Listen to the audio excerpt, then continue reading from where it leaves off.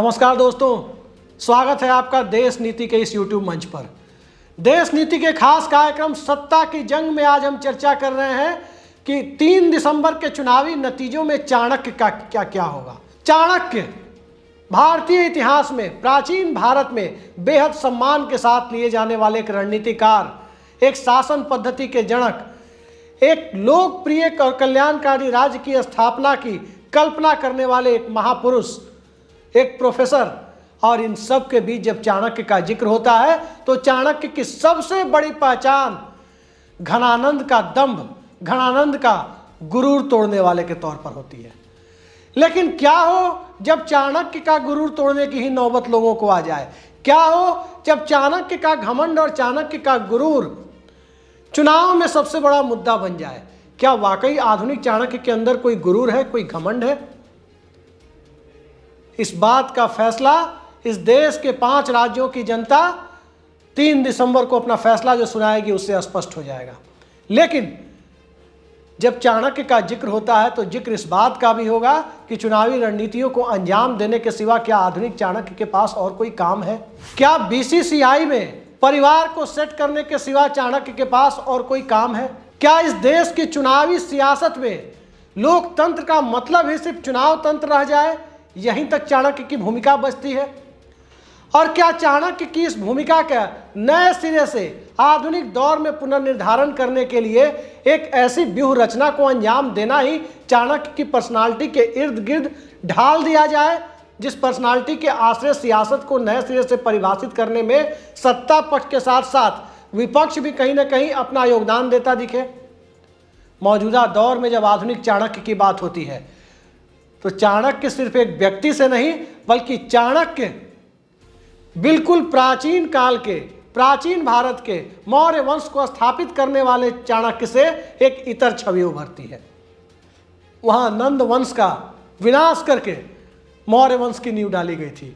भारत में चाणक्य का जन्म कब होता है? आधुनिक चाणक्य का जन्म, जिन्हें आधुनिक चाणक्य की उपमा उनके समर्थक देते हैं, तो वो तब होता है जब उत्तर प्रदेश की लोकसभा सीटों पर लगभग खत्म हो चुकी भारतीय जनता पार्टी को, जो 8, 9, 10 सीटों पर सिमट रही थी, उसे वापस 71 सीट तक लाने का काम चाणक्य के प्रभारी रहते हुए होता है।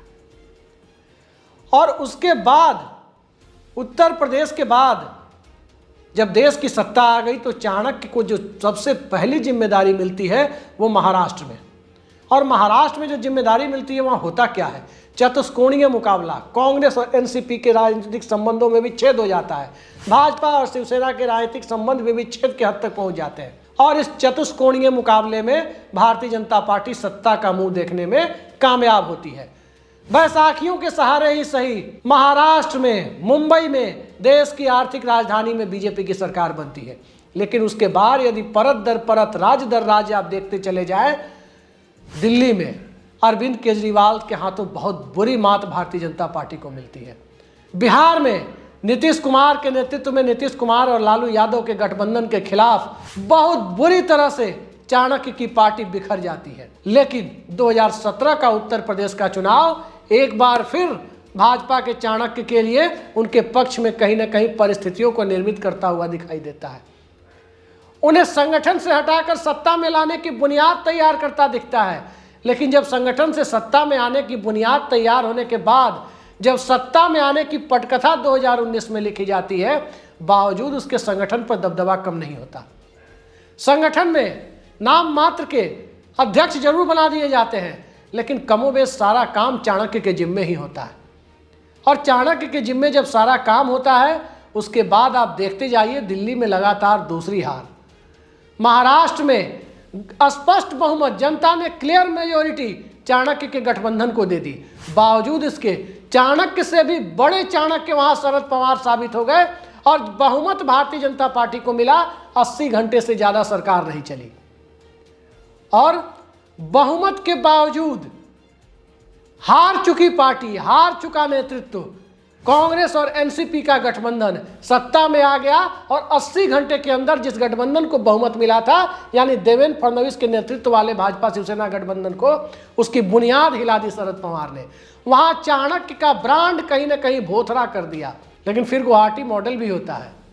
गुवाहाटी मॉडल के सहारे महाराष्ट्र की सरकार को गिराया जाता है, लेकिन एक ऐसे दौर में महाराष्ट्र की सरकार गिरी जब जनमत का निर्माण कहीं न कहीं उद्धव ठाकरे और शरद पवार के उस गठबंधन के पक्ष में हो चुका था जिसकी सरकार चली गई। और अब 31 दिसंबर तक सर्वोच्च न्यायालय के आदेश से एक अलग तरह की नियति भी वहां पर लिखी जानी है।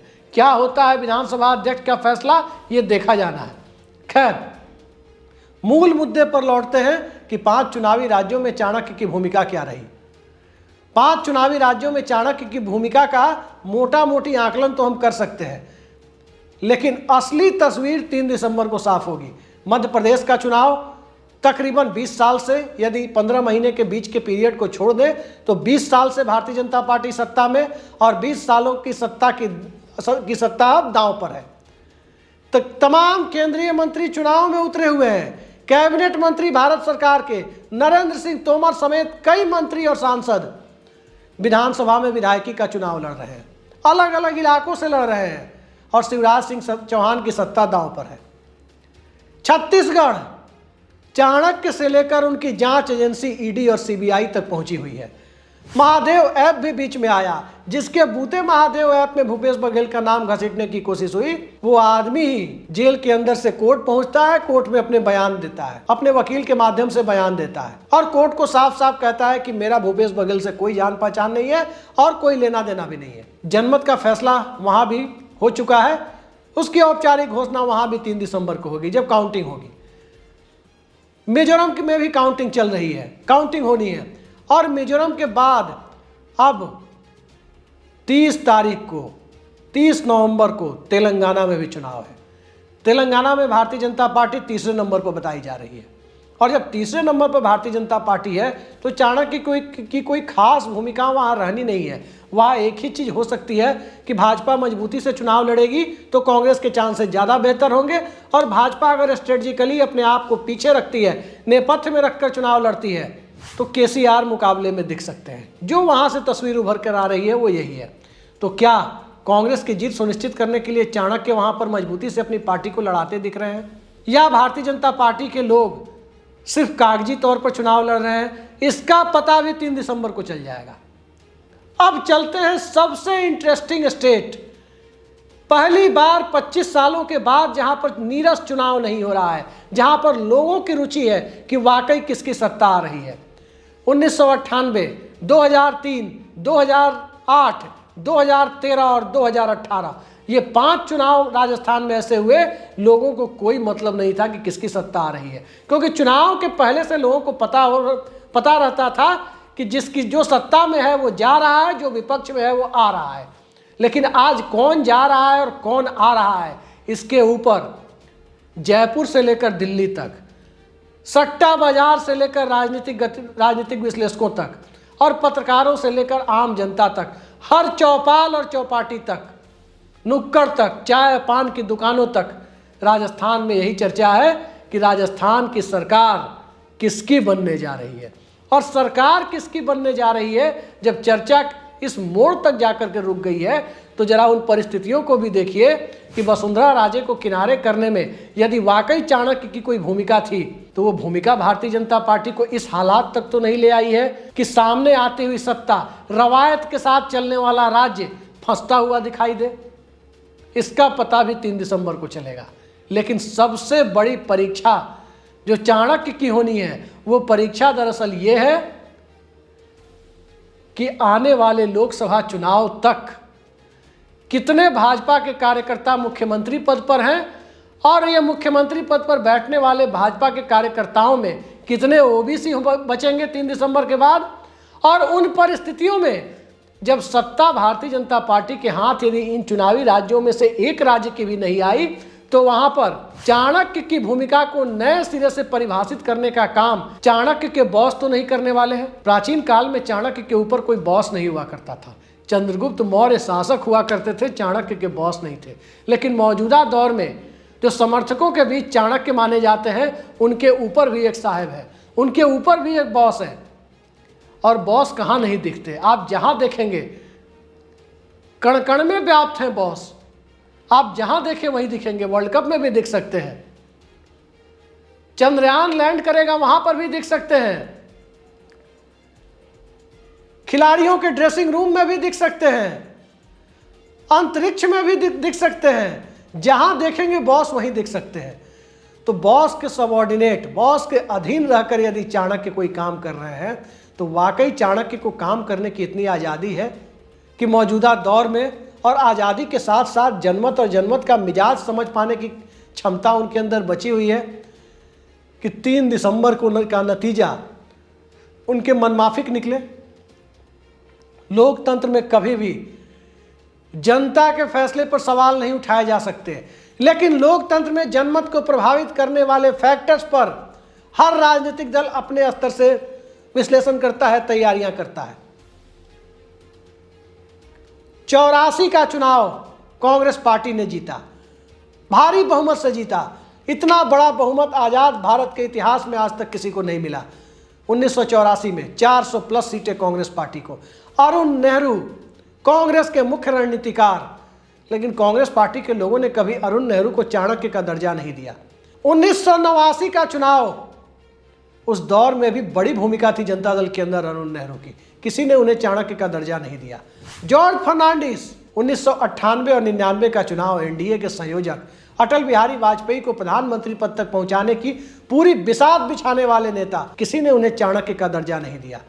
लेकिन आधुनिक दौर में केंद्र में तो सरकार बनाने में उनकी कोई बड़ी भूमिका चाणक्य की दिखी नहीं, क्योंकि केंद्र में तो साहेब नाम केवलम पर 2019 का चुनाव हुआ और मनमोहन सिंह सरकार के खिलाफ और अन्ना आंदोलन के बाद खासकर जो परिस्थितियां बनी थी, उस खिलाफ माहौल में जो साहेब ही सत्ता के लिए थे, एकमात्र दावेदार दिख रहे थे, तो 14 की सत्ता तो उनके पास यूं थाली में परोसकर कांग्रेस पार्टी ने यूं कहे कि अपनी कारगुजारियों और कारनामों की वजह से सौंप दी थी। 19 में पुलवामा का माहौल था, नीतीश कुमार, उद्धव ठाकरे, अकाली दल, अन्ना द्रमुक जैसे बड़े अलायंस पार्टनर साथ में थे। 19 का चुनाव भी इन सब के साथ निकल गया। राज्य विधानसभा चुनाव को जीतने में चाणक्य की जो भूमिका थी, उसमें बाजीगर फिल्म का वो डायलॉग सबको याद आ जाता है कि हार कर जीतने वाले को बाजीगर कहते हैं। याद कीजिए गोवा का चुनाव, single largest party Congress party थी, इस बार का नहीं, इसके पहले वाला चुनाव। सेकंड लार्जेस्ट पार्टी बीजेपी थी, लेकिन चाणक्य नीति तो देखिए, 5 साल तक बीजेपी का मुख्यमंत्री वहां सत्ता में रहा। सिंगल लार्जेस्ट पार्टी सत्ता से बाहर हो गई, जिसे जनता ने चुना था। मध्य प्रदेश का पिछला चुनाव याद कीजिए, कांग्रेस पार्टी को बहुमत मिला, लगभग बहुमत ही मिला, बीजेपी पीछे थी। 15 महीने बाद सत्ता बीजेपी की हो गई। कर्नाटक का चुनाव याद कीजिए, किसी को बहुमत नहीं मिला, लेकिन विधानसभा के अंकगणित में जनता दल, सेकुलर और कांग्रेस को मिलाकर क्लियर मेजोरिटी बन रही थी, सरकार बनी। लेकिन साल भर बीतते बीतते वो सरकार, उसकी जगह भारतीय जनता पार्टी की सरकार आ गई। और इसी तरह की कवायद कई दूसरे राज्यों में करने की कोशिशें हुई, कहीं कामयाब हुई, कहीं नहीं हुई। लेकिन इस कामयाबी और नाकामयाबी के दौर में एक टैग जिसे भारतीय जनता पार्टी के लोगों ने अक्षुण्ण रखने की कोशिश की, वो चाणक्य का टैग था। लेकिन चाणक्य का टैग उनके परिवार के लोग जब बीसीसीआई में थे, वो रोहित शर्मा की मदद नहीं कर पाए। रोहित शर्मा वर्ल्ड कप नहीं जीत पाए। खिलाड़ियों ने, भारत के खिलाड़ियों ने पूरी मेहनत की, लेकिन चाणक्य नीति, चाणक्य की परिवारवाद की नीति, वो वहां पर कामयाबी नहीं दिला पाई। 3 दिसंबर को भ्रष्टाचार और परिवारवाद के खिलाफ जब साहब सबसे बड़ी अपील कर रहे हो, और उस भ्रष्टाचार और परिवारवाद के खिलाफ जो अपील साहब कर रहे हो, चाणक्य के साहब, तो चाणक्य अपनी भूमिका को 3 दिसंबर के बाद किस तरह से देखेंगे, इसके लिए हमें 3 दिसंबर के दिन के कम से कम पहले 4-5 घंटे यानी 8 बजे से लेकर दोपहर तक का इंतजार करना होगा। और उस इंतजार के बाद तय होगा कि क्या नंबर 2 में वाकई नंबर 1 बनने की क्षमता है। नंबर 2 की कुर्सी अक्सर इस देश में अपयश का कारण बनती हुई आई है। सरदार पटेल को छोड़ दें तो नंबर 2 पर बैठे हुए तमाम लोगों के जिम्मे अपयश ही आया है। यश का भागीदार कभी नंबर 2 इस देश में हुआ नहीं है। गिनती करते चले जाइए, मुफ्ती मोहम्मद सईद को भी नंबर 2 की कुर्सी मिली थी, लेकिन कार्यभार संभालने के दिन जो हुआ, उनकी बेटी का कश्मीर में चरमपंथियों ने अपहरण किया, 5 चरमपंथियों को छोड़ना पड़ा और पहले दिन से ही ग्रहण लगा। लाल कृष्ण आडवाणी के साथ भी यही हुआ कि संसद भवन पर अटैक हो गया, अक्षरधाम पर अटैक हो गया, लाल कृष्ण आडवाणी के नंबर 2 रहते हुए। एसबी चौहान के साथ यही हुआ, वो भी नंबर 2 हुआ करते थे, उनके साथ भी वही हुआ कि पुरुलिया में कोई आकर हथियार गिराकर चला जाता था और बाबरी विध्वंस हो जाता था। तमाम नंबर 2 की गिनती आप कर सकते हैं। शिवराज पाटिल के ज़माने में तो मुंबई का 26/11 जैसा हमला भी हो गया। नंबर 2 की कुर्सी जिसे भी मिलती है, सत्ता के नंबर 2 की कुर्सी, नॉर्थ ब्लॉक की वो कुर्सी जिसके हाथ लगी है, उसके बाद चाणक्य और चंद्रगुप्त की मिश्रित भूमिका जब व्यक्ति को निभाने की नौबत आती है, परिस्थितियां वहां से प्रतिकूल होती जाती हैं। और परिस्थितियां जब चाणक्य और चंद्रगुप्त दोनों भूमिकाओं के निर्वहन में व्यक्ति को लेकर जाती है, तो उसके बाद आप सोच सकते हैं कि मौजूदा दौर में सियासत को क्या फिर 2012-13 की तरफ परिभाषित करने की कोशिश हो रही है।